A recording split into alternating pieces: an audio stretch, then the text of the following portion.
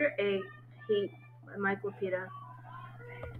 Michael recognized the policeman who had handcuffed the purse dealer after Michael had hit him with the longest knockdown pitch ever. Put the guy down not too far from he and Ellie were sitting right now. The other man wore a white shirt and a tie, even in the heat carrying his jacket over his arm. He was smiling at Manny, then nodding, then laughing at something Manny said, then lifting his chin and nodding in Michael's direction. "Do you know them?" Ellie said. "The policeman I do. Officer Crandall is his name. Officer Mark Crandall. I met him the other day." "And who is that with him?"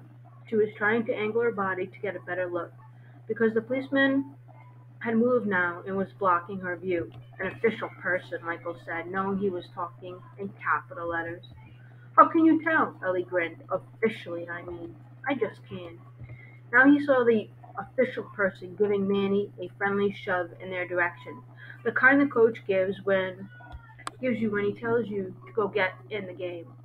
Manny jogged toward the outfield while Officer Crandall and his friend sat down on the home team bench on the first base side of the field. Michael got up now. So did Ellie. When Manny was about 20 yards away, Michael couldn't wait any longer. "Who's that?" he said. Ellie had moved a few steps closer to home plate, squinting into the sun at the two men.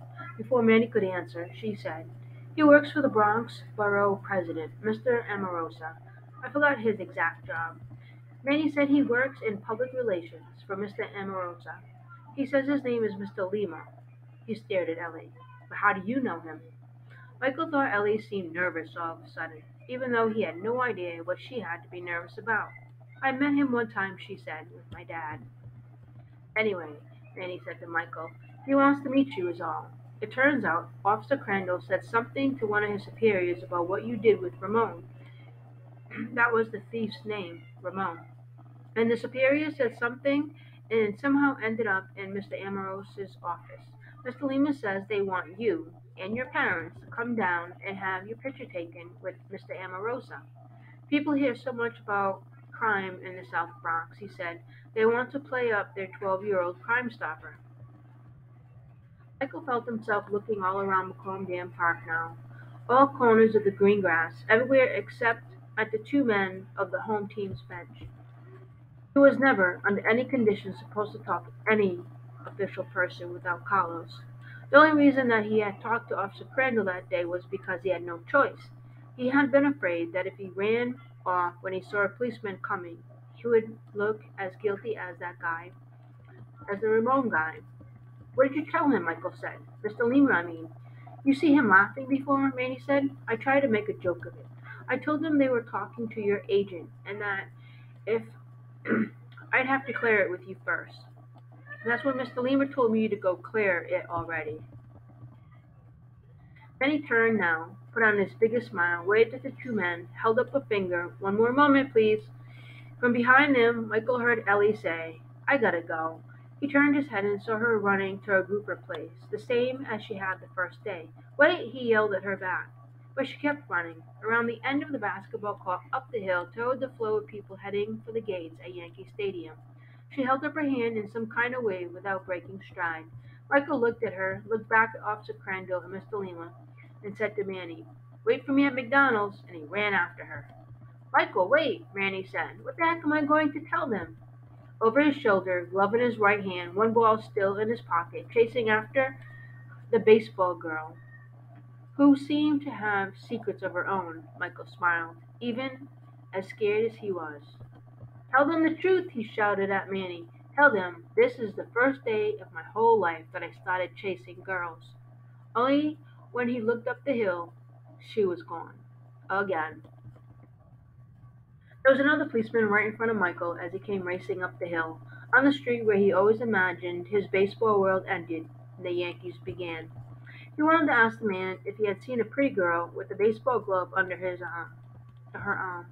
Then he stopped to catch his breath, imagining how a scene like that would play itself out. What was he going to ask, this policeman? Had he seen a girl with a baseball glove outside the stadium before a home game?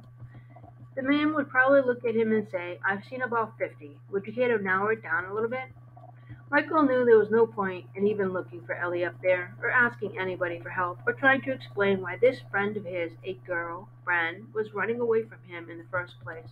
So he slowed down now and walked right past the policeman, who seemed to be guarding the stadium club entrance to the stadium. When he got to the corner of 161st Street and Rupert, he stopped to look back at the field at Macomb Dam Park, saw Manny in the distance, walking away from the Little League field, with Officer Crandall on one side of him and Mr. Lima on the other.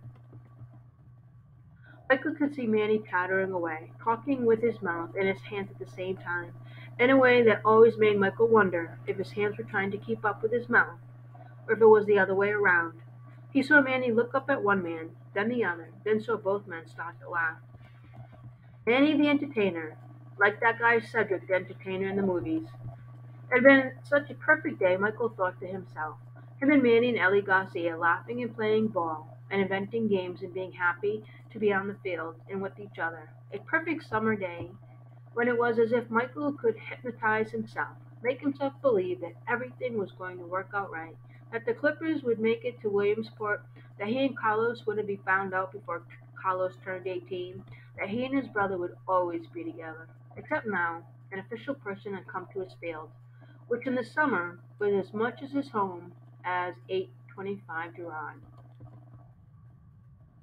What was he going to do the next time that Mr. Lima came around? Michael felt himself shiver, even though the heat of the day had carried over into early evening, to when the Yankee game was set to begin. They knew where to find him now. It was Carlos's regular night off from Hector's, so he and Michael and Manny were chowing down on all the food Manny and Michael had bought from McDonald's, listening to the Yankee game on the radio. Actually, Michael was doing most of the listening while Manny caught Carlos up on what had happened at the field. As always, Manny made himself out to be the hero of everything. It was another part of their deal, except on the ball field. Once they got to the ball field, Manny was always content, or so it seemed to Michael, to play the part of sidekick. They definitely asked you for Michael's last name, Carlos asked Manny. I thought about giving them a middle name or something, just to throw them off for now, Manny said, his mouth full of fries. But if they found out later that I lied about something so easy to find out, I figured they'd be asking themselves why I lied about something that's easy to find out. But they didn't ask you for his address, Carlos said. Nah, Manny said. He looked at Michael across the table. You gonna finish your fries? He said. Michael shook his head.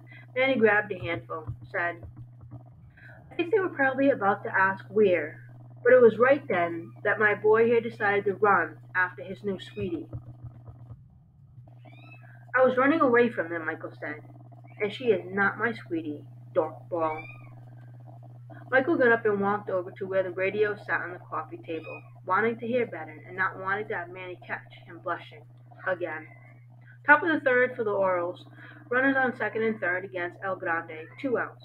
Manny wouldn't let up, of course. You told me you were running after her, remember? Manny said. Shh, Michael said, just listening as John Sterling, the Yankee announcer, his voice excited, said, He struck him out, and El Grande was out of the inning. At least somebody was winning something today.